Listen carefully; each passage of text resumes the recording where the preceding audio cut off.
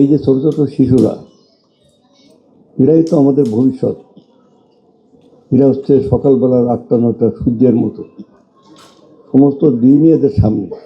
অতএব এই শিশু কিশোরদের যদি আমরা প্রথম থেকে গড়ে তুলতে পারি, তাহলে আমাদের দেশের শিল্প, সংস্কৃতি, শিক্ষা, জ্ঞান বিজ্ঞান চর্চা এবং সর্বোপরি মানব সম্পদ গড়ে তোলা যাবে।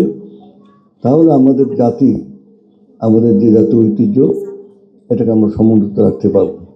তাই আজকে এই আমাদের যে ওই সংগঠক যারা এই যে এখানে সভাপতিত্ব করছেন, আর এখানে প্রখ্যাত নজরুল সঙ্গীত শিল্পী ফাতেমা জোহরা আপা আছেন এখানে, এবং আরও অন্যান্য অতিথিবৃন্দ আছেন।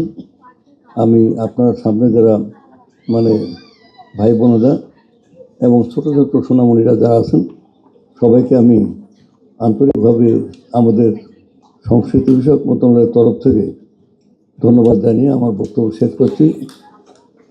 আপনাদের অনুষ্ঠান চলতে থাকবে, খুব অল্প সময় পরে আমাকে যেতে হবে, আমি যাব এখন মাগো।